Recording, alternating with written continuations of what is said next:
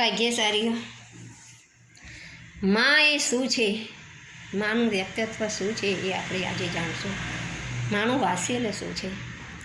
નમોદેન્દાનો સિદ્ધાનો નમાયરિ નમો ઉજ્જાયનો નમો લોહી સબ્બ સાહુ નમેશો પંચનમ કરો સબ્બ પાપ પ્રણાસન મંગલાન ચ સભ્ય સિંહ વડમ હોય મંગલમ. ભાગ્યશાળીઓ રાજગૃહ નામની નગરી છે.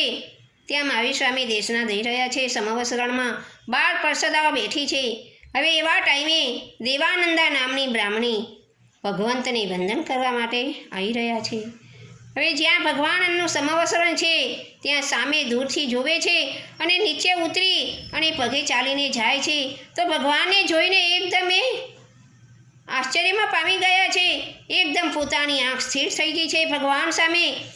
એમને એમ લાગે છે કે આમની સાથે મારે કાંઈક સંબંધ છે. આવો વિચાર કરતાં કરતાં માનું વાત્સલ્ય એકદમ ઉભરાઈ આવ્યું છે. સ્તનમાંથી દૂધની ધારા વરસી રહી છે.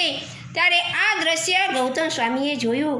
તો ગૌતમ સ્વામી ગુરુ ભગવંતને પૂછે છે કે હે ભગવંત, આટલી નારીઓમાં આ એક જ નારી કેમ એવી કે આપણી સામે જોઈ રહ્યા છે અને એમના સ્તનમાંથી દૂધની ધારા વહી રહી છે.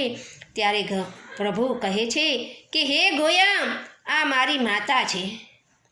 આ મારી માતા છે કે જ્યારે મેં નિજ ગોત્ર કર્મ બાંધ્યું ત્યારે એ હું 82 દિવસ આ માતાના ગર્ભમાં હું રહ્યો હતો. એ માનું વાત્સલ્ય અત્યારે ઉભરાઈ આવ્યું છે.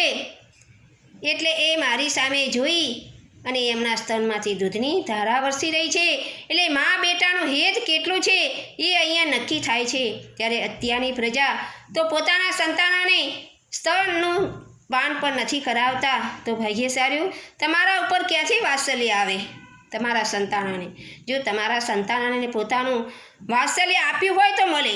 એટલે ભાગ્યશાળીઓ હવે આ વિડીયો સાંભળી અને પોતાના સંતાનોને પોતાનું સ્તનપાન કરાવજો.